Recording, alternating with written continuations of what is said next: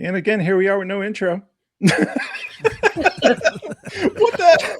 Technology. Love it. Hey, what's up, everybody? I'm Bob, the Rocket City Reseller, and StreamYard hates me if you haven't heard.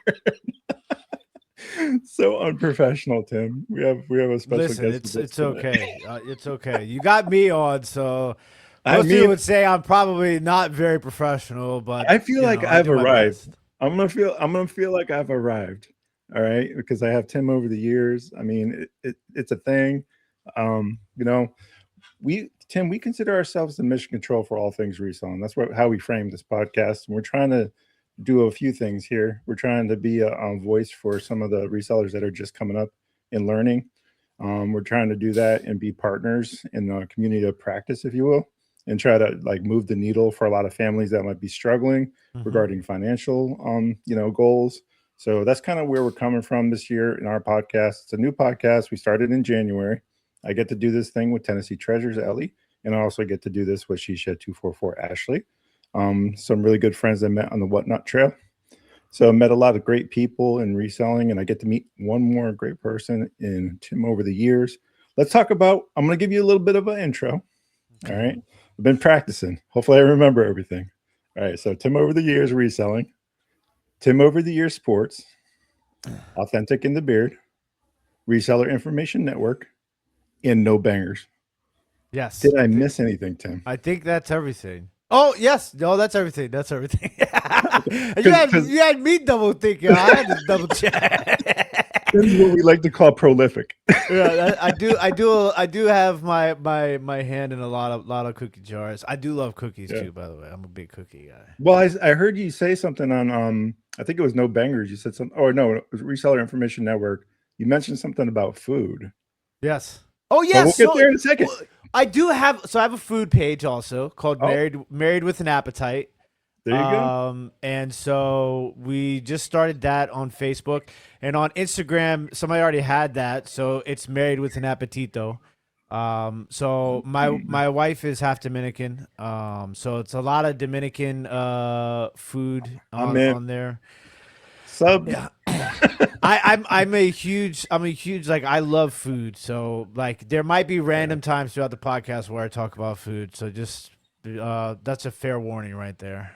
I'm surprisingly okay with this. Yeah.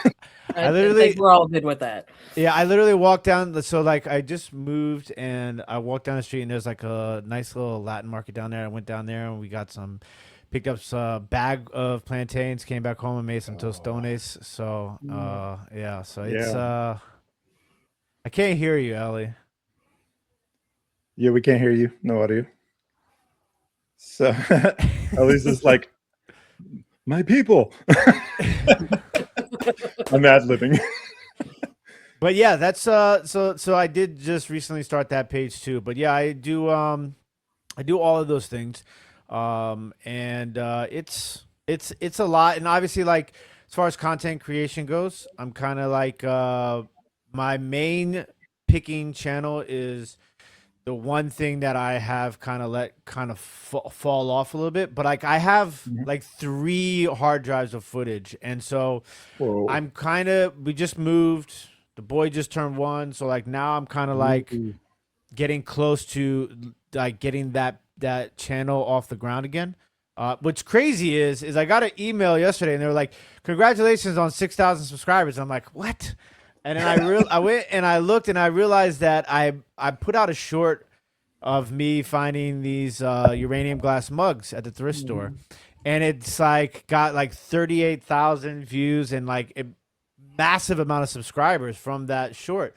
So I was like, okay, now I realize like I kind of got to go back and making some of those videos. I mean, I always record when I go to flea markets, yard sales and thrift stores and stuff like that. But it's just, it gets a little tough being consistent. So that's one of my big things I'm trying to work on moving forward. Yeah, for sure. Now you're telling your main page, you're talking about over the years reselling, correct? Yeah, over the years reselling my YouTube channel. I have over the years reselling YouTube, over the years sports YouTube. Those are like the 2 channels that I manage like by myself. Right. All the other stuff I kind of do with other people. And then I have TikToks and Facebooks and Instagrams for all of those as well. We just got monetized on Facebook for Over the Year Let's Sports, go. which is pretty cool. That happened super fast. I was not expecting that. We were at 400 followers when we got monetized on Facebook for Over the Year Sports. And that was like a week and a half ago. And since then, now we're up to 1.1 thousand followers on that page. So it's like growing crazy fast right now. Tell you, people love sports and all things sports teams. They're fanatics. So I can definitely see how that is doing well and trending well. It's actually, I think it's the top 3 sellers on eBay are either sports memorabilia or sports cards or something to that effect. So you didn't pick a bad category to be a specialist in, for sure. Yeah, I mean, and it's crazy because that happened way after like when I got into reselling. I mean, I've always been a sports junkie, obviously, right? Mhm. But like I didn't like really kind of dive into reselling sports cards like hardcore until like maybe a couple years ago.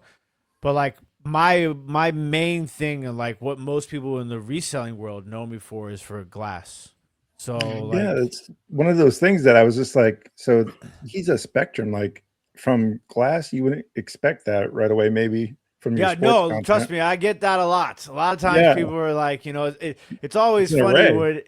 when I'm out picking and people are like, I pick up a piece of glass and they like look at me. First, they're probably like, oh, this guy's gonna drop this, and then second, they want to like tell me all about it, and I'm like, I know all You're like, I'm about it, good. like, Yeah. but like, please tell me because Yeah. I mean, you might learn something. You never I will know. play. I will play dumb. oh, I do that all the Yeah. time, because it's interesting. I almost got into a little fisticuff once.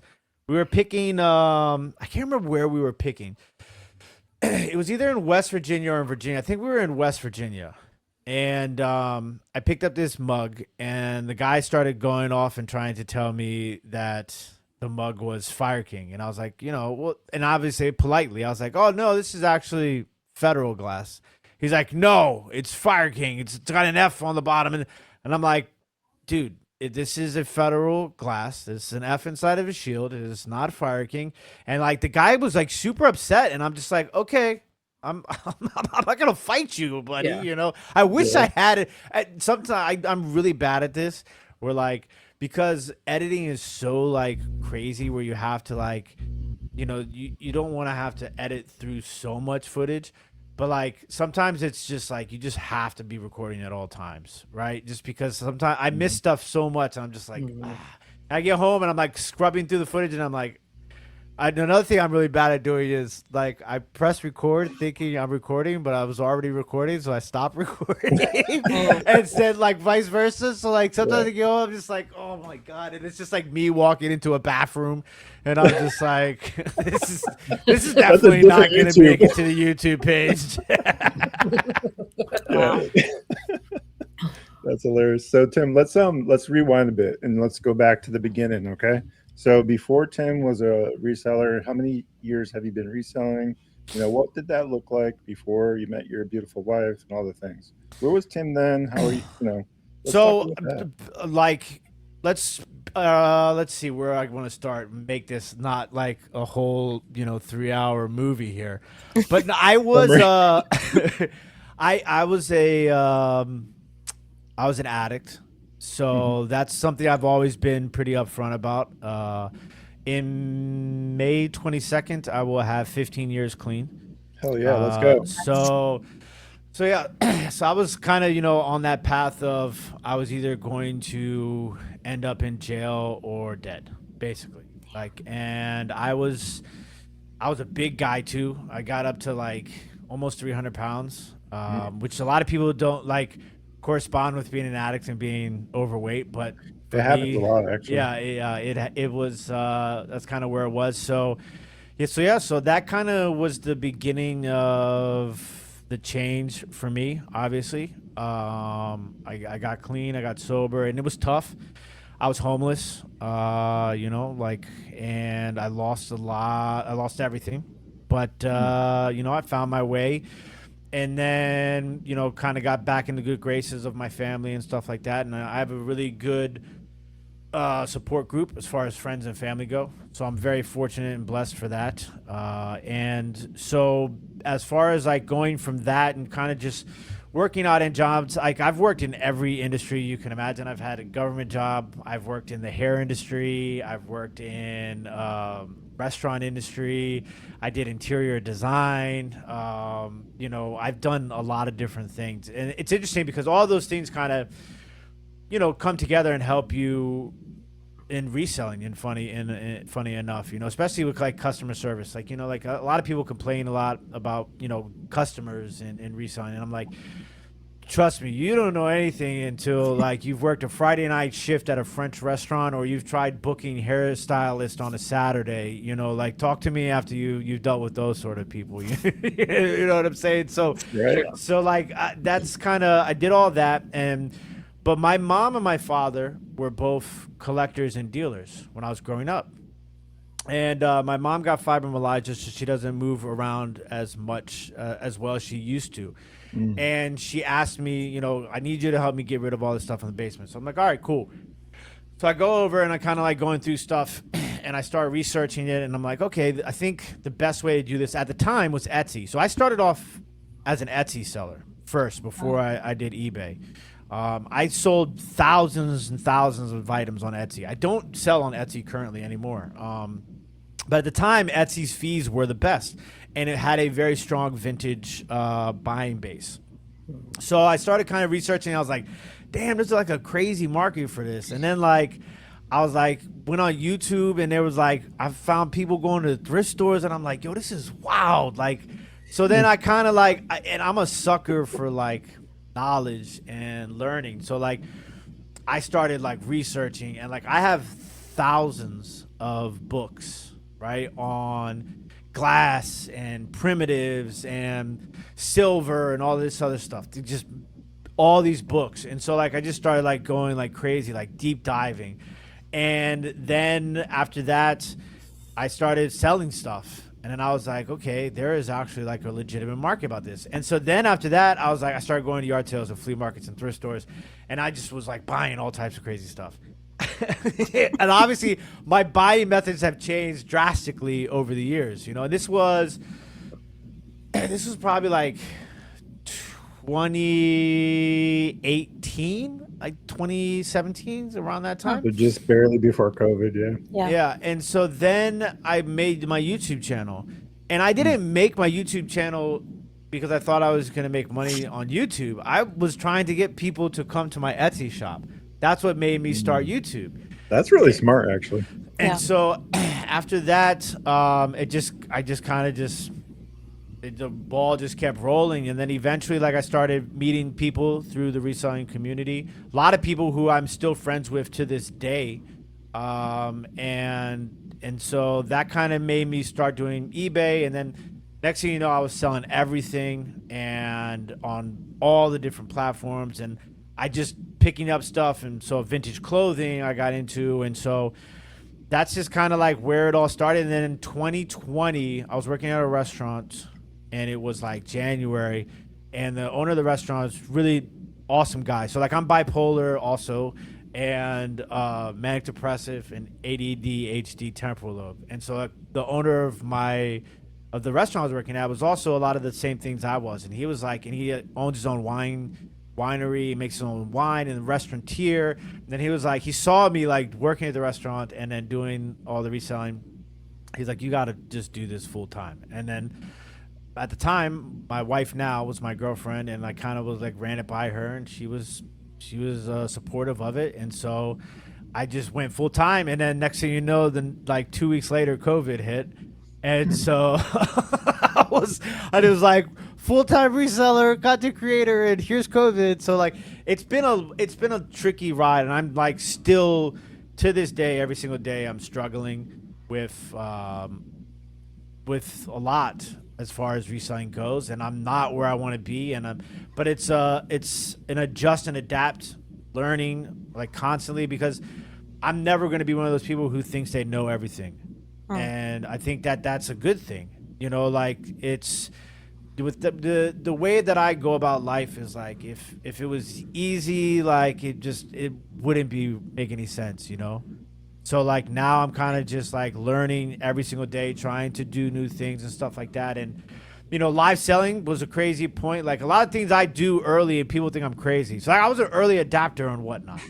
So I was on Whatnot maybe, it's been probably close to 7 years now. You started with 7 Cernock, years. right? Around What's the same that? time as Yeah, started me around and the same Cernock. time as So Cernock. Yeah. what happened was I was watching Pat McAfee, and Pat McAfee, the other guys on his show had a podcast called The Pod, and they were breaking sports cards and they were talking about Whatnot. I was like, what is Whatnot? So you know me, I went in, started doing like deep dive researching and stuff like that, and I hit up Cernock and Eric OBX Picker, and I'm like, bro, this is it, this is the wave, this is the future. And so we all put in our applications. Cernock got approved first. This is like early, so this is like a 6-month process, like 3 to 6 month process to get like onboarded.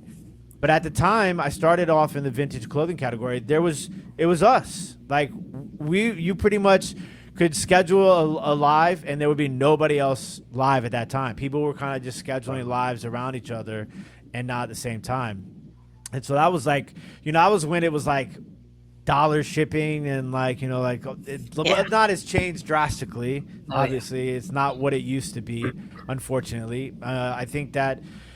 But, you know, like to get into that early was crazy. And people thought I was nuts. They were like, oh, this is a fad. And like, you know, nothing's going to come of this. And this is just Tim talking crazy again. And so, but yeah, so like that's kind of, and now obviously like I'm doing my own platforms as far as live selling goes. I still do a little bit of Whatnot. But yeah, that's kind of where my journey has been. It's been wild. It's been like a forever learning progress, but I'm still doing it, and I'm still here, and you know, I've learned a lot, and I'm still learning. So what I hear when you tell me about your story is the ability to adapt and overcome. That doesn't come that's something that has to be learned over time. Some people it gets baked into them, but I think it's also a response to a lot of things. The body's response to trauma a lot of time can lead to that. Also, there are other ways to get there. The military will break you and make you again. That's how I learned it. Well, a little bit of both, maybe. I have a pretty interesting story myself, Tim, sometime. It's not for this podcast, but I can understand like how that has like impacted you, and the fact that you are so resilient speaks volumes about your character. Let me just tell you, and the fact that you keep showing up. If you fail fast, and you fail forward. Those are all the things that we've talked about on this podcast over the past couple months. The ability to do that and iterate and continue to move forward are the keys to success. You know, with every blessing, there's a burden that's tied to it. A lot of times we don't realize that, you know. It's tough because reselling is like it's not for everybody, you know what I'm saying? And content creation too. Like content creation is it's like tough. All of it is super tough. And you know, there's a lot of things you gotta have. Like you gotta have thick skin. You got to have good people in your corner too. Whether it's your family and your friends, you know, people who support you. And you have to have like there's a certain level of stubbornness, and there are times when I am stubborn, but like I come around. I'll give you a good example with all the AI listing stuff. Like I like AI, right? I think AI is useful, obviously. But like I'm, you know, like there's a part of me that is like still like, if I could, I would still read the newspaper, right? Like I'm like I'm kind of an old tangible. Exactly. Yeah. I'm kind of an old school guy, right? But like a lot of me is still new school too. Like I was, you know, into NFTs and stuff like that, and you know, digital collectibles, right? But like I was very reluctant to try. Like a lot of people I know were trying List Easier, and like I sell so much one-offs, right? Like I don't do a lot of bulk, and I'm just like, nah, it ain't for me, you know. Like, and then I just came around and I was like, man, I'm gonna try this. So like I just started trying that, and like now I'm kind of doing that, and it's like those are the sort of things that you have to be able to do, right? There's certain things I'm going to be stubborn on, right? Like I don't accept returns. All right, That's just going. I'm gonna be lay it out there right now. Like most resellers look at me like I'm crazy, right? When I say that, I mean I am crazy, right? But I do not accept returns. Like I just don't. And they're like, oh, well, everybody accepts returns, and they're gonna file an INAD, and they're gonna force you to accept return. I'm like that. It don't work. It just doesn't happen with me. Knock on wood. You know, like I'm very thorough to make sure that I don't fall into INAT, but I do not accept returns. I don't accept returns. It's just something I don't do. So like I'm gonna be stubborn on that, and like I'll never do free shipping. Like that's just something I don't do, except for when I'm doing live streaming on Dibdit and Dibdit cards. We have progressive shipping, which is like one of the best tools when it comes to live selling out there, and I think is one of the biggest things that obviously separates us from Whatnot. Because like if you go live on Whatnot and you go live at 9 o'clock on Tuesday, right, and then you go live again on 9 o'clock on Wednesday, everybody who buys from you on Tuesday has to pay shipping all over again on Wednesday, right? Yeah. So like I go live and you buy one thing from me, and then for cards, it's a little bit different with like hard goods and stuff like that, but with cards, you pay shipping one time, and everything else after that for the next 7 days is free shipping. Oh. Wow. Right. So, and it just, that's how it works. And so like you can do progressive, like with hard goods. So say like I do $12 for your first item, and everything else after that's $3 or $1. And then I can refund you if the shipping goes over, but like, that's like a huge thing. Having that control over shipping is huge in the live selling space. That's one of the things that, it's been a problem with Whatnot, obviously, when you get into those sort of hard goods and stuff like that, because it makes it more difficult for people to buy, because a lot of times people who are buying in live selling, they're buying as resellers, right? I'd say right now, conservatively, and this is across all live selling platforms, I'd say you're looking at about 70% resellers, 30% collectors. Wow. Right? That'd be my guess. So, as a reseller, you have to calculate all that shipping into what you're buying as your buy cost.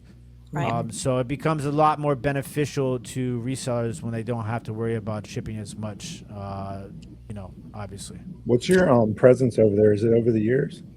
Or what do you have a name or a space over there at Dibdit?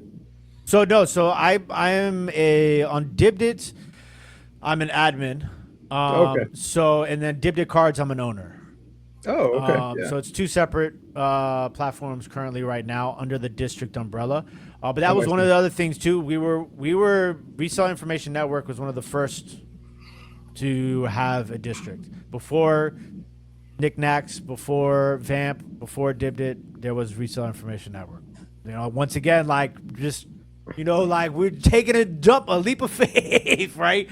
But like we were the first ones, and I loved it. I thought it was a different, completely. The only thing that's similar about Whatnot and District, like we'll just say District, because there are, like, I'm a member of all these other districts, right? Like Crazy Lamp Lady Knickknacks is an amazing, marketplace community. Same thing with Dibdit and some of these other marketplaces, right? But like it is a different breed because it's like eBay, Whatnot, and Discord mixed together. So it's more community oriented, So like whereas Whatnot is like become like the Wild Wild West, right? And it's everybody fighting against everybody basically. I mean, I know that there is some communities within Whatnot. Paul Philly Flipper is a buddy of mine. And I've seen him. He'll tell you. He's like, anytime anybody asks him how he got on Whatnot, he'll tell you because of me, right? And like I've seen him grow and turn it into a successful business. It can be done, obviously, but like, it's tough at this stage because of how big it is, and it's not a lot of. It's like you can build a community, but there's no home for that community on Whatnot. Whereas on District, there is a home for it. You have an entire chat rooms for different things that is all based upon the members of that marketplace. You also have live selling. You have static auctions. You have, buy it nows, marketplace, all of that stuff. The fees are a little bit less depending on the marketplace. Every marketplace sets their own fees. One of the best things about District as opposed to eBay is when you sell something on eBay, you pay a fee with the cost of the item and shipping. On district, you only pay a fee on the item amount. You don't pay a fee on the shipping. And like, so like, you know, people like me who are nickel and diamond, you know, are my way through life. Every penny counts. You know what I'm saying? So yeah, so like live selling has become a huge part of my business. And it's just, you have to take what is available to you too, right? Like I was crushing it in the world of glass, you know, but like it has gotten a lot more difficult to source glass and stuff like that, you know. What do you think that is, Tim? That it's more difficult now? I think there's a lot. I think it's become popular, and like I was, so like with uranium and Vaseline glass. For those of you that don't know, the glass that glows, right? I was early on to that, and I had maybe like, I don't know, 2,000 pieces like, in the basement, like just hoarding it, because I saw it as a bridge between people who collected antiques, older people, and people who, you know, had that sort of like art value style of stuff. And I saw that as a bridge to the next generation, right? Because it was something that was cool. Like it wasn't just collectible, it was cool, right? It wasn't just valuable, it was cool. It wasn't just, you know, in my mom's china cabinet. Now it's like at bars. Now it's like, you know, a cool thing. So that's what I thought I was going to happen. And I got very lucky because I was buying it on pennies on the dollar at the time, because people were like, oh, nobody buys glass. Nobody's selling glass. And I was just like, just absolutely hoarding it. And so like I made a killing on that. I've probably sold close to like 3,000 pieces of glass, like easily. So like, and I used to do before Whatnot, all that I was doing live selling on YouTube. Yep. Like I was gonna say, yeah.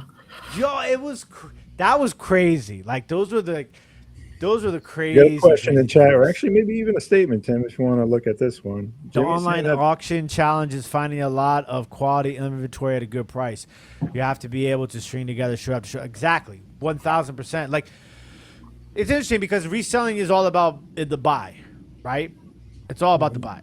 That's what it comes down to. You make your money in the buy, and with live selling, like you have to be buying, and there's multiple different ways you could do it. If you're buying in bulk, you know, like that helps. If you're shopping at the bins, that helps. Otherwise, you just have to find the bargains, and it's tough to do. I got burnt out doing the glass, live selling glass, because the shipping. Yeah, so like shipping like 40 pieces of glass, like was like just started getting brutal.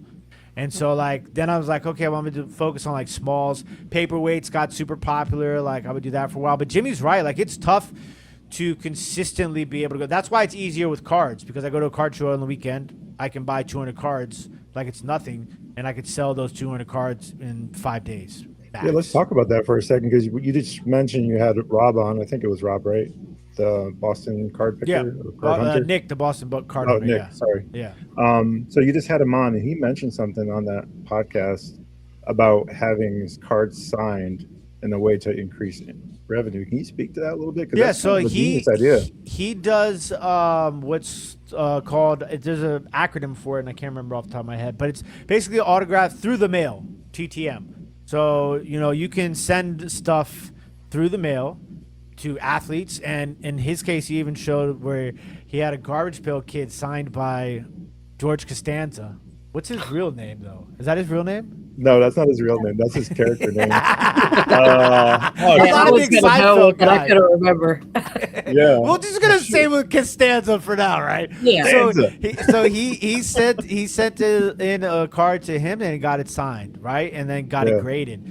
So, like, that's like a really unique thing to do. Now, obviously, like, you know, you could never get it back, or, you know, it might take months. Yeah, there's risk and reward, but those and everything, right? Yeah, so like it's kind of a really Jason Alexander. Good job, Robert. All right, Robert. I was never gonna get that, but as soon as you said it, I knew it. You know, but I wasn't gonna remember. But yeah, so like that's a really cool way of doing it too. You know, like that's the thing that's cool about reselling. I mean, like, there's so many different ways to do it, right? And like, that's thinking outside the box right there, because it doesn't is. even have to be sports, really. It could be pretty much any card. You take a Pokemon and have a voice actor sign something. Markets go crazy too, right? Like hats, right? During COVID, the hat market was crazy. Like I was selling hats, like trucker hats, 3 stripes, puzzles, hundreds of dollars. Puzzles. Oh my God. There's a crazy puzzle. Jimmy found some crazy puzzles. Is it Liberty puzzles that do like insane money or something like that? Like hundreds and hundreds of dollars.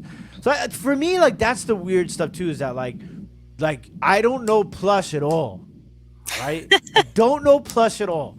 I know y'all, that's what I'm saying. Like, that's all I sell. Like, I don't know plush at all, right? But like, I sold some good plush, like some Pokemon stuff, vintage, a lot of vintage stuff. Like, I don't know if you even consider that sort of stuff plush, but like,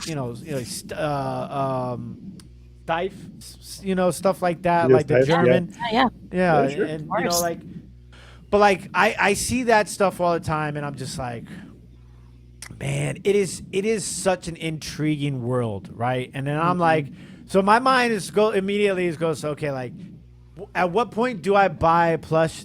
Do I wash it? Do I sell it like stained? Do I have to put it? Can I put it in a poly bag? Like, I feel weird. Like, I don't put anything in a poly. The only thing I put in a poly bag is a t-shirts, right? Like, I can't put anything else in a poly bag. I just it's the glass in me, right? So I'm like, do I bubble wrap the plush and then put it in a box? Like, I don't really. It's gonna like, break. I started thinking about all that, like, and then like I'll go and I'll see like a 40-foot plush, and I'm just like, man, I bet you this thing will sell for money. And then I'm like, but how the hell am I going to ship this thing? Like, obviously not 40 foot, but you know what I'm saying? Like, I see some big plushes, like at the store before, like display plushes, like. It just depends on what it is. If it's that's a the thing. Plus, you can suck it all in. How do you get into like I wish I could just have a starting point. It's like five things to know about plush, right? There's your next video, Bob. And then like maybe I will do one. There you go. Kind of go down, like start with that, like your starting point, right? Because like people always ask me when it comes to glass, like what makes glass valuable? And I think I'm like, what is the easiest way for me to help? Because that's what I do, right? My main theme when it comes to content is entertainment and education. That's all I care about, right? Mm-hmm. So like for me, people are always like, like I would give away secrets all the time. Secrets or whatever, right? Like, but like I all the time, like, because there's so much stuff out there, so much junk, and there's so many different places, and there's so much time where it's like, does it really, are we really, there's never a competition, right? Like I go picking with people all the time, like when we go on these big road trips, right? And it'd be like 10 of us, 15 of us sometimes, some of the best pickers in the game. Like I've been out with Cincinnati Picker and Kevin Commonwealth Picker and Jimmy, Kerry and Dawn, like all in one place at one time. And people are like, I don't know how you do it. Like the commenters are like, there's got to be crazy. Like all these YouTubers, but like everybody does things different. Right? And I bet everybody comes away well off. Everybody comes away well off. And you know what? The one thing everybody comes away with? Something new. Knowledge. They learn something new. Yeah. Right? Every single time I go picking with other people, I learn something new. Right? And like, for me, that's the most exciting part of it. And it's just like, I'm like a little kid when I go picking with other people. Not because like I'm starstruck, but because like I'm so like just locked in, like, the littlest things, like I want to see how people, negotiate, what people go to first when they get out the car, right? How, and in content creation too, like when I've been picking with Kevin, I don't know, we meet up at least once or twice a year now for 5 or 6 years now. Wow. And like, I'm always watching him work with the camera, right? Because he's so good at it. And it's so difficult to create content and pick like Mhm. good all the time, because always say sometimes that you get into a pick, right, and Yeah. you're in the crawl space, and like before I used to wear my camera on my backpack, and I got a beard, right. I was just looking at some footage from 2021, and like literally it's just like you just see like strands of hair like all in the lens, right, and it's just like I can't, like you can't even see what I'm picking up because all you see is my beard. So like now I wear my camera on a necklace on my chest, right? But like little things like that you learn, you know? So it's like, and that's the exciting part. Like, I don't know, that's what kind of makes me like, it never gets old because like I'm always learning, right? Always learning. And there's so many different niches and names. And like sometimes it's like it's the little things that you don't know that once you learn it, and then like you're out picking and you're like, well, I'm about ready to score big right now because I got another secret That's an weapon on my adrenaline belt. rush. Yeah. Adrenaline rush for sure. Do you think that reselling speaks to your ADHD? Oh, 1,000%. Right? 1,000%. Yeah. So like, and also the like one of the things too with like sobriety is I constantly doing something. Like I have to constantly be doing something, right? And so like full-time reselling is constantly doing something, especially when you're content creating, right? Like you're listing, you're shipping, you're going to the post office, you're sourcing, you know? And so like, and then when I'm not doing that, I'm with my family, you know what I'm saying? So it's like, Yeah. it helps with that sort of like no downtime, because like when you have like the mental issues that I do and you know the addictive personality, obviously, like if the worst thing is like me sitting in a chair like this and then just like The I go quiet down, space. I'll just black Yeah. out because I'll be like all worried about 50 million different things that I can't control, right? So it's just like it definitely helps. And I mean, obviously sometimes it hurts. It doesn't hurt, but it makes things a little bit more difficult at times, you know, obviously. But like that's something about you learn how to kind of like work with it. You know, like sometimes you got to be careful with your phone because like, you know, me, I get like, this is no exaggeration, I probably get 20,000 notifications a day on my phone. I feel honored that you responded to me. so I can't keep up with 100, let alone thousands. yeah, so like it's I mean like my Gmail icon right now says 106,930. My text message says 1,731. You have all the little red bubbles on your phone. Oh my, yeah, I am a red bubble. Same. I'm a I walking speak red from bubble. experience. I have ADHD. So what you were talking about with just having all of the different things and like a yearning for knowledge really speaks to my ADHD. That's why I ask, because I can definitely relate. There's always something to do. Yeah. If you're bored of one side of it, you can run to another side of it, and so definitely it's Except for you can't really run away from shipping. yeah. With success, there's Yeah. there's the burden of the blessing, right? So you have a great show. Now you gotta- So now you like gotta right now where I'm living, we're living at our in-laws' house.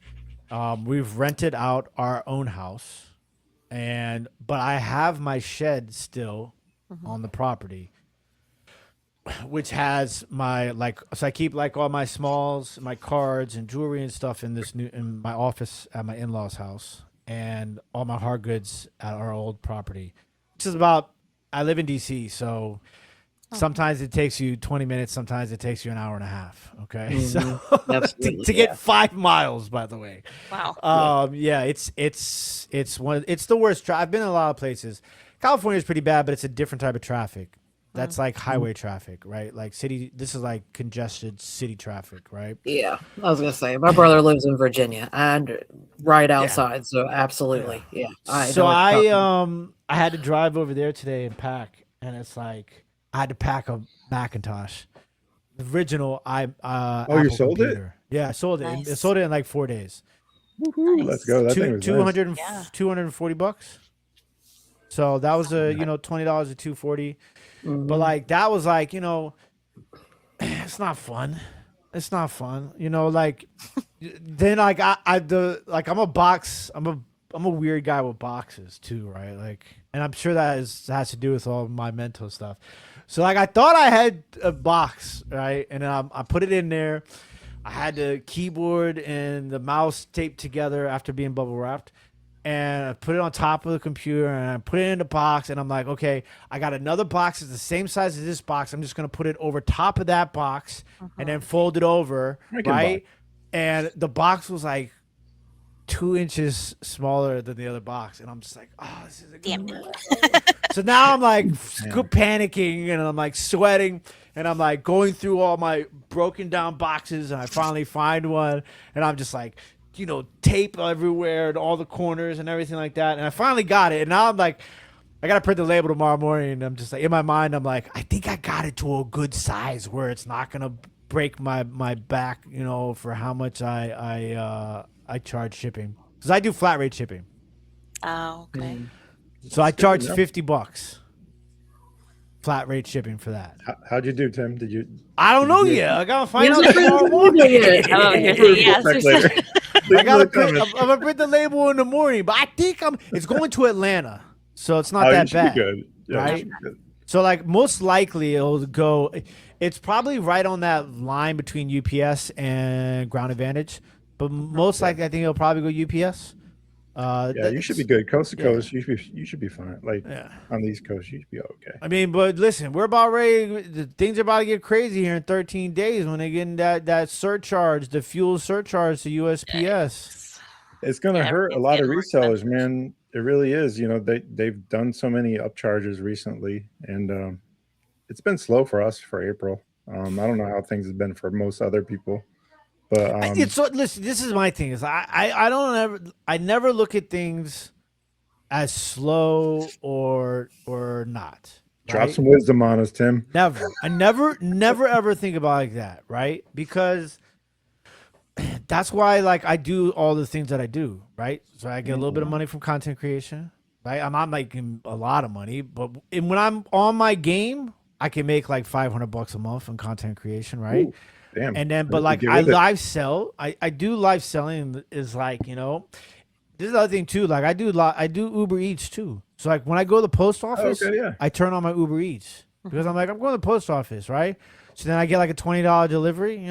Okay, that's a quick little $20. I'm already on the road going to the post office. You know what I'm saying? So but the thing really is I just as long as there's more money, it's just like losing weight. Right? People always want to do all this crazy stuff. It's very simple. You burn more calories than you intake and you're going to be okay.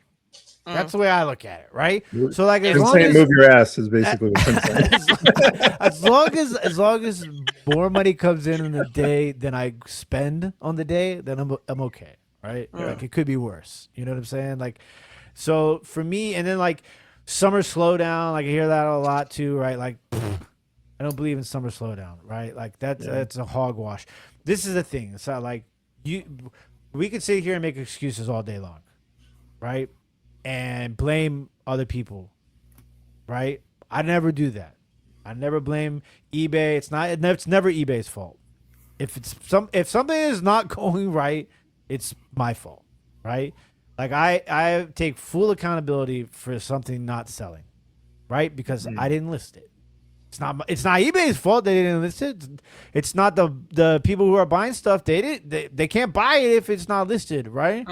Right? Like you know what I'm saying? Funny how that works when you list stuff sells. Yeah, it's really funny how that works. For me, it's just it's you gotta, and I struggle with it a lot too.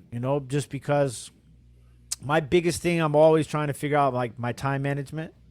Like I struggle with that a lot. So I think that's something that I'm constantly trying to try new things and new methods, and things work. And it's like, but I never get comfortable. That's the other thing too, is like people get comfortable. They think like, so when things are moving, everything's going good and they're cha-ching, cha-ching, cha-ching, right? And then one day you wake up and you're like, is my internet not working? Like there's a new eBay glitch, isn't there? Right? You know what I'm saying? So like for me, it's just I see a lot of that content. It's just You get what you put in. You know what I'm saying? And then it's like, oh, but my stuff isn't. I'm listing every day, but it's not selling. Well, then you're selling junk. Source better. I mean, People we've hate had a hearing lot that. of people. Yeah, we've had a lot of people on the podcast that have said the same thing, Tim. So you're not. You're You not got to completely source off better. base. Take better pictures. Yeah. Change your listings. Change your titles. Switch up your promoted listings. Run a sale. Like delist, relist. Like there's so many different ways to kind of just like do something different. A lot of times people are just like, they think, okay, I'm going to take this, I'm going to list it, and I'm just going to sit back and I'm going to get rich. Right? But that's not how it Thing from the works. truth. You know what I'm saying? So it's just like, but it's easy to when things are going well to think that that's what's happening, right? And then, but it's when things aren't going well that you kind of got to look in the mirror and be like, okay, what do I need to change to make things work better, right? Man, that's great Like, advice, Tim. that's what it is. It comes down to just, you got to look yourself in the mirror and be like, okay, talk yourself up, you know, like, what am I doing wrong? You know, like, and then sometimes it's like people fall in love with their inventory too. Like, for me, I am a burn and turn type of guy. So like, some people will buy something and they'll be like, okay, like it's a $5, and I'm just I'm cheap. I'm cheap. They will. You can ask I anybody. identify with this. You could ask anybody that goes picking with me that they're like, I'm very, very cheap. Like it is a struggle for me to spend more like double digits on an item, right? Like I'm a $1, $5 type of guy, right? Yep. And so, and I'm also a negotiator, right? And like, We're in good company. so you know, like I'm not nasty. Like there are some people like I've seen content like of that are like they're nasty. Like they don't got that like. I mean, y'all live in the South, so you know how you gotta have a little bit of charm, hospitality. Like I'm a very like nice guy. Like I walk up to your yard sale, hey, how's it going? You know, like nice day. You know, talk. I'm a very talkative guys. I'm sure you guys have realized in the first 46 minutes and 59 seconds, right? So like, Not at all, Tim. Tell us more. so like, you know, it's like you gotta be really good at buying stuff. I will not buy something that is $5 and sells for $15. I will not do it. Yeah, that's hard. Because what does a profit on that look like? Exactly. And so then I'm like, $5? unless I'm thinking it's going to go on a live sale, that's the only way, right? But like, I'm only I'm only listing stuff unless it's small. So there's like a calculation, right? Like a size, sell through, cost, profit, right? Like those are the four things that kind of go into my mind when I'm buying something. How big is it, right? How big is it? Then that factors into how am I going to store it, how much space it's going to take up, how I'm going to ship it, right? Then it's like sell-through rate. So if am I going to buy something that is going to take up space, I'm getting a good deal on it, but how long is it going to take to sell, right? Now, if it's something that's small and it has a little bit of a longer sell-through rate and I'm paying cheap and it's not going to cost me a lot to ship it, then it's a little bit easier for me to buy it. But if it's something that's bigger, I need it to sell fast, right? And if it's something that it doesn't have like at least, you know, 6 to 10x, then it has to sell fast. But like I'm like the guy who wants to buy something for $2 and sell it for $100 and sell it in a week. That's my mentality when I go pick. That's a mindset. Yeah, I was just gonna say that's a different mindset. That's the quick nickel, slow dime type of mindset that you need to have. There are things that are going to be slow sellers, right? But like, I don't like if I find a plushes $500 vase, right? Yeah, and I pay it for $2, I don't mind because I know that it's going to take a particular buyer. But like I know that it's going to sell for $500, you know. But like also it's like if somebody sends me an offer for $350 and I've had it sitting on my shelf for 4 months, I'm going to take the offer. Right. On a $2, absolutely, yeah. Yeah, I'll take that any day. Yeah, so sure. that's kind of where. So what's I'm your at with favorite way to source? Where like do you have bins, garage sales? Where we So there's at? no bins where I live. No Oh, bins. bummer. I've only been Same, to Tim. Same. yeah. I've been to the bins maybe twice. I went to the bins my wife and I, we thought they were bins. It was like they were like 6-foot boxes. Hmm. It was crazy because like you kind of like just sit your stomach on it and you kind of like teeter on the edge of the box. And some people just cut holes in the bottom of the box and put their hands in it. So I did that once. And then I went to the bins with Jimmy. I've been in the bins with Jimmy twice in Ohio. Nice. But that's it. So for me, I love auctions, right? In-person auctions, but like I don't get to do them as much, and they can be very difficult at times because you need like this perfect storm for it to work well for you. But flea markets are my jam. Obviously, I love yard sales, but like highway sales and flea markets are my top two things. Estate sales, I used to do a lot of estate sales, but now it's gotten like, especially in this area, it's like so high sedity, and it's just like, unless I see like an estate sale and it's like ran by a person and it looks like it was mom and out of pop? orders, Yeah. then I'm first person in line. Right? Yeah, you're Like- not getting those $1 to $5 prices anymore at these estate sales. Absolutely No. not. But no, like so, highway sales are super important for me. So I Tim, do I'm a few a year, and I will be first person out the door, last person back at the Airbnb. Right? I like pick like original like hardcore like in the car picking in the middle of nowhere. Like that is like me, like, and I will talk to somebody and I will end up in somebody's basement and I will end up with trash bags of clothes coming out.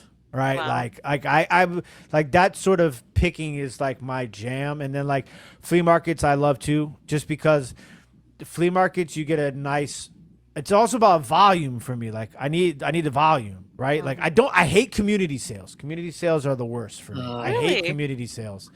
But it depends. It's like, what kind of community sales are we talking about? Like, are we talking about like a neighborhood where houses, or are we talking about like, you know, soccer moms putting their home goods stuff out at every house? Exactly. I hate those. That's They all where I have go the to same look for Martha the Stewart toys. pants set. Yeah. Yeah, no. I Well, can't, that's where we're finding the toys, though. Bob, you don't do garage sales, but That's a good point that's where I'm too. going to look for those plush. But like the flea markets for me is you get volume and you get variety, right? Like you get the people who like are collectors, you get the people who are set up because they're cleaning out their house. You get the people who do clean outs and like just put everything in banana boxes and they're like $1, $2, right? Damn. You know what I'm saying? So like for me, like that's it. And like I get up at 5 and I'll be out there with the flashlight. You know what I'm saying? And 20 degrees, it don't matter to me. You know what I'm saying? Like I like to pick. So like that's it. Like that's my like stuff. Thrift stores are very, very far and few between now. I used to do a lot of thrifting, but now it's just like I go into the thrift store and I'm just like, Tim, I it get sounds- it. A waste. I get like 5 minutes in, and if I don't find something, I'm like, am I really about ready to sit here and go through the clothing rack? Like, I can't do it. You know, like Wanna I'll talk do about something. I'll do a field test, right? Like because I especially with like crew necks, I can tell just by touching it if it's vintage or not, right? Like, so like I can just kind of browse and be like, oh, that's definitely a champion, and then pull it off the rack. You know what I'm saying? Dang. Reverse Is it more weave, stiff? right? Is it because they're more stiff? Or Yeah, the material is just a different feel. I'm thinking like, dang. Yeah, you could definitely feel vintage. Like I always tell people, and they laugh at me. Like it's all about your senses. But Like, there's a sensory thing with ADHD too, so I I can see could that. smell old. I love the old smell. Right? All like- the senses. Wow. I'm like, if I walk up to a yard sale and I could just smell like moldy magazines, I'm like, there is definitely Let's go. gold here. treasure somewhere, to be had here. Hey, Tim, speaking of treasures, you just had a kid, right? Yep. So yep. what a treasure that is. Yeah. Why don't Yeah. you tell us how that's impacted your reselling journey and what's that like for you? Tell us about your baby if you'd like to. I mean, you're It's a been papa. it's been obviously fantastic, that whole aspect of it, but it's tough. Mhm. It's 1,000. Like the beginning is very difficult too, because you're not sleeping, you know, and like I I don't get paid leave, and so like it's tough because like you want to be able to contribute to the household, and financially. So finding out how, but like it's also important to be there through every step of the way. So like it's a learning curve, and we're 1 year in, and like the other thing too is crazy is like, so my boy is he's not average. He is off the charts. And I didn't know that that was a thing until the doctor said it. I was like, what do you mean he's off the charts? He turns around his laptop and he's like, you see this is like the average, and you see that dot all the way up there? That's your boy. So he is just turned 1 in March, and at 1 he was 30 pounds and 32 inches tall. So Wow. he That is above average. Yeah. I know, because I am that person. So he is above average. and he's walking now, and so like the schedule changes throughout the beginning. Like because when you get home from the hospital to now, it's like so the amount that he sleeps and you sleep and everything like that. It's a challenge, but I am absolutely 1,000% blessed and fortunate. My wife is an absolute rock star.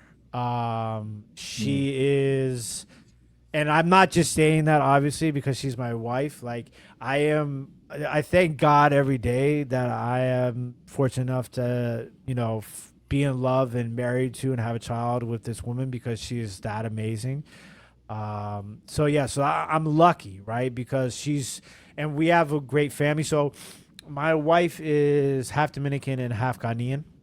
So those two cultures are very family oriented cultures.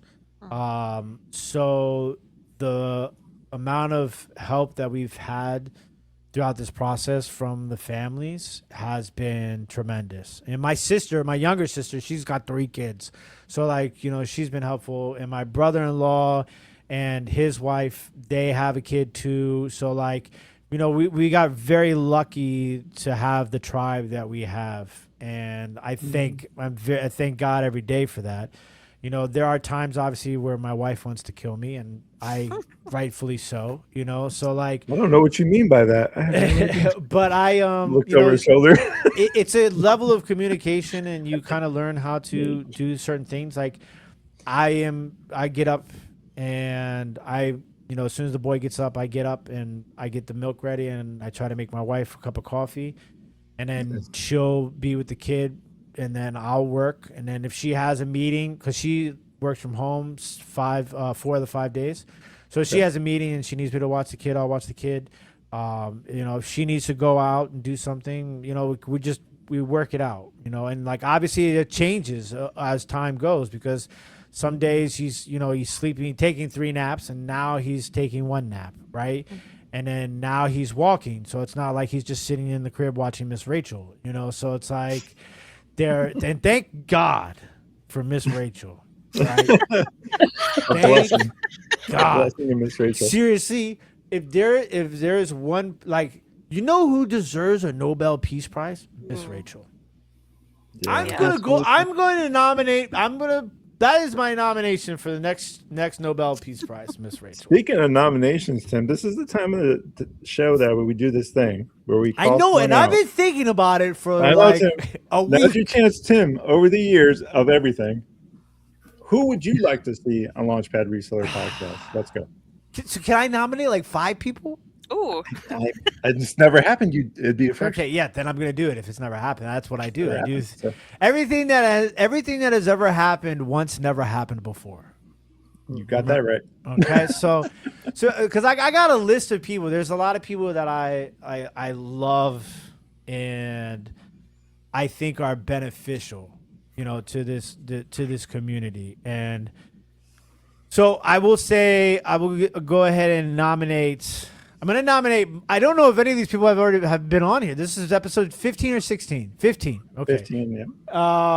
Well, okay. Death Pile Picker Mike, right? Because he is Mike one of the like more 15. underrated resellers out there. He does, and he's getting better at it. And I think that that's what's important, because you said something in the very beginning of this episode about how, you know, always trying to help people who are getting into this, and that's always been something that I've been doing too, right? And so like I kind of want to nominate like 5 different people, because I feel like, you know, if you at one point one of these people decides to accept this challenge, you know, they will be able to provide a different level of experience and a different, you know, level of what they've gone through. And I think Mike is a very underrated guy, and he's a funny guy, and he's got the Georgian Southern charm too, so he'll fit right in with you guys. So we'll nominate we'll nominate Def Pile Picker as one of them. Pile Picker, you're number 1 on the list. Let's go. He's number 1, yes. Keith was in here, Vintage Sport Flips. I think awesome. Buy It All podcast. Yep. With no S, just so he knows if he hears me. Keith I've met Keith. We've hung out a bunch before. I actually met him at National in Atlantic City, and I was buying some hats from him. National is the biggest sports card show in the world. And he's like, I know you from somewhere. And he recognized me from a Kevin the Commonwealth Picker video. And me and him just clicked ever since then, and we've been really close since then. But Keith is a really interesting guy because he works a full-time job, but he is like a full-time reseller at the same time. So I think that's a very nice, like, you know, another different aspect of reselling, right? Yeah. And he does a lot of different stuff, but he also has an antique booth. He goes to the flea markets. He sells at flea markets. Like, he does sports stuff. Like, he does, like, his knowledge is crazy when it comes to like antique sports stuff. So I love Keith. Keith's another one too. And speaking of Kevin the Commonwealth Picker, he says he's not. Yeah, Keith's number 2. Kevin the Commonwealth Picker, because he said he's not doing any more podcasts, but I think he'd be a great, because obviously he is one of the nicest, genuine, down to earth people in the world. So fun fact, we got a chance to meet him. Yeah, we did meet him at the last Nashville reseller meetup. So he like, for me, like, that's one of the big things I love about content creation is when people meet me and they're like, oh, this guy is literally the same crazy guy I see on the TV and the computer, right? Yeah. So like, Kevin is that. Like, he is so genuine, but he is so knowledgeable, and like, I love just the picking of the brain. Me and him, when we get together, like, picking each other's brains is kind of crazy. Up next, I'm going to nominate that was number 3. So number 4 is going to be Rod, picking and punching, because Rod, like myself, does normal picking and sports stuff too, right? And obviously we're on the podcast together, but like, Rod, his approach is always different, right? But Rod is one of the best. There's a lot of energy in Rod. There's a lot of energy there. Rod is one of the best encouragers in the industry. Rod will call me up 2-3 times a day. Tim, I think you should do this, right? Like, he pushes me in the right direction all the time, right? And so for me, like, that's something you need in the world of reselling. You need to have a Rod in your team, right? Rod's number 4 on the Rod's list. number 4. And number 5 is going to be the arbitrages. Okay, Carrie and Don. Ooh. If you can get them both on at the same time, that'd be awesome. So Don is one of the best pickers in the world. And me and her, when we get together, it is like we will. Don is the type who will get in the crawl space with you, right? And Don is not afraid to ship anything, like myself, right? And so, like, I think Carrie and Don, I've spent weeks at a time on the road with them, and once again, down to earth, like, humble, knowledgeable, like, just great overall people. And they're doing their thrifting across America right now. So I think, like, that's a good thing to kind of talk about, because they're experiencing what it's like to source in different places across the entire country, and it's challenging. And I think that's a good sort of topic for resellers, whether you're new or experienced. Number 5, the arbitrage. So that's my 5. I'm the first one. I did 5. So you are the first one. I love it. All great resellers, all great people. Absolutely. I'm a fan and a consumer of all those YouTuber content reselling. A lot of like you, a lot of time spent creating and curating my knowledge set so I could be more effective. I think that's the most important part of, one of the most important things that you said. You dropped a lot of wisdom in this podcast for sure that are going to help a lot of people. Tim, I don't know if you realize what impact that is. You said it before we went live about the transparency thing. And like, if you go, I haven't put out a video in a while, but if you go and you look at the like pinned video on my main YouTube page, it's me talking about coming back because I'd go through these phases. I had a hiatus, you know what I'm saying? And it talks about me coming back and about what it's like battling the things that I battle on a day-to-day basis and still being a content creator and reseller. And I did that not because I thought it was going to get 1 million clicks. I did that because I know that there's people out there that are like me. And, sometimes I had a lot of people message me too. And they're like, it makes me feel like I'm not alone anymore. Right. And so like that to me is like, I had somebody come up to me this weekend at the card show, and they're like, because of you, I was able to do this, right? And then they put a message on Instagram afterwards, and they were like, I didn't know that they were going to do that. And they tagged me, and they said, I got to meet Tim, and he is straight up down to earth, one of the nicest guys, that sort of stuff. And it's like, that's what it's about for me. And, there's so much drama that can happen in this community, and I've seen it throughout the last 7-8 years, right, firsthand. But there's so much love, and there's so much authenticity, and there's so many genuine people that do this obviously to provide for our families, and we do it because it makes it a lot easier to do this job than some of the other jobs because of what we deal with personally. And that should be highlighted more so than anything else. And I think that, you guys do a great job of that. And I think that because of that, you guys will be successful together and individually because of your authenticity. And that's something that I learned early on creating content. It was like, I don't need to be anybody else. I don't need to be better than anybody else. I need to be me, and I need to be the best version of me. And if I do those two things, I will succeed both as a content creator and as a reseller. So, Absolutely. Yep. We talk a lot about that on this podcast, about persona and how that's exhausting. Don't do that to yourself. If you want to be a content creator, you have a unique perspective just in who you are. We all come at it differently. Tim spoke to it in this podcast, how his unique perspective built over time and how now that's affecting his reselling business overall through YouTube and other adventures. So before we go, I want to thank Jimmy because Jimmy is the man. Yes, Jimmy called you out. If it wasn't for Jimmy, I would have probably taken me a little longer to stumble across this wonderful podcast and these amazing people. And Jimmy and his wife are two of the nicest people in the entire world. And when I get to go spend time with them, it is one of my favorite times of the year. And I just want to thank Jimmy because Jimmy's one of the good guys out here in this industry too. And he doesn't get enough credit that he deserves. He is an amazing reseller, great content creator, but even better person. And shout out to Sonia too, his wife. So. Yeah, Sonia is an absolute angel for dealing with Jimmy. I'm scared. Well, imagine we just got to deal with Jimmy and me. Oh, yeah. Y'all are troublemakers, I bet. Double trouble. Yeah.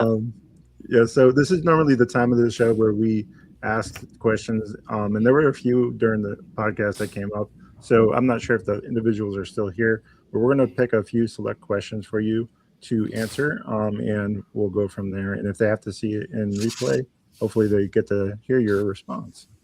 So. Yes, I do. Not as. So we'll read the question because we're on Spotify. Oh, sorry.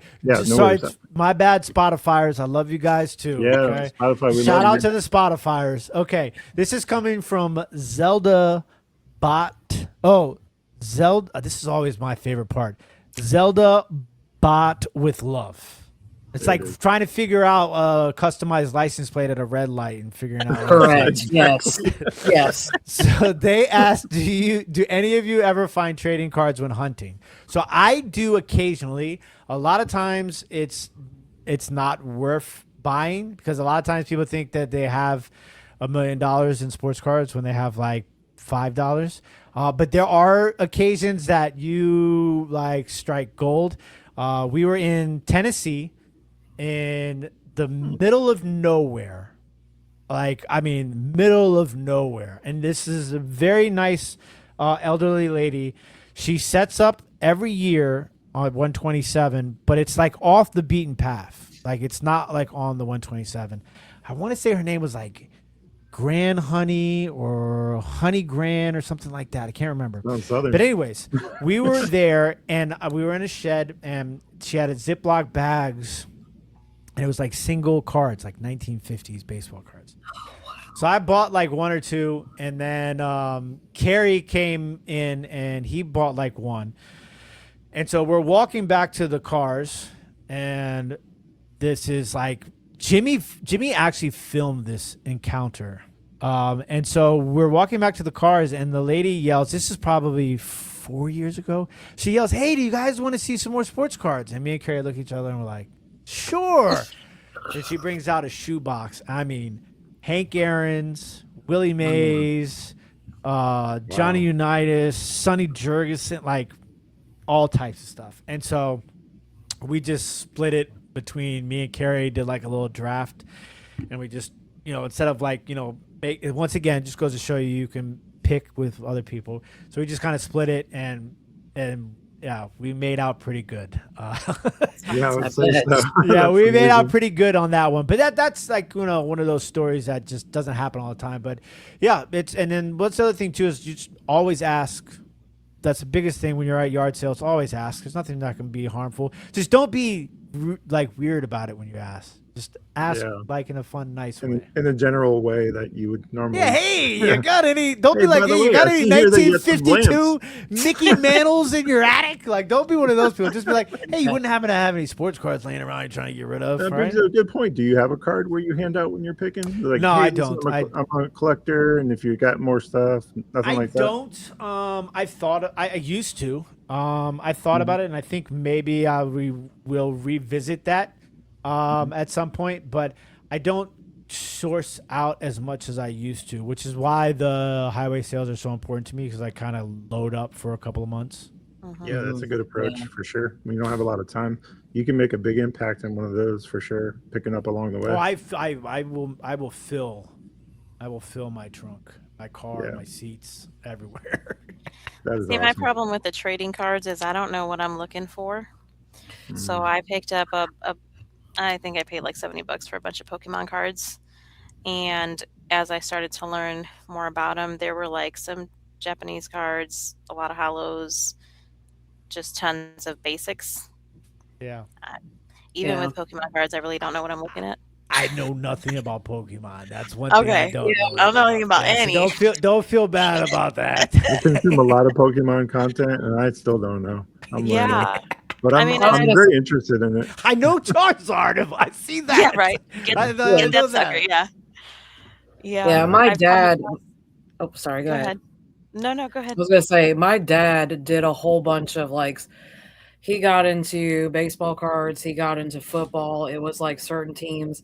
And my dad was one of the guys when he first, I would say back in the day on eBay, he was buying the stuff, and now we're talking 90s. So that most of the stuff that came out in the 90s, it's not really worth much.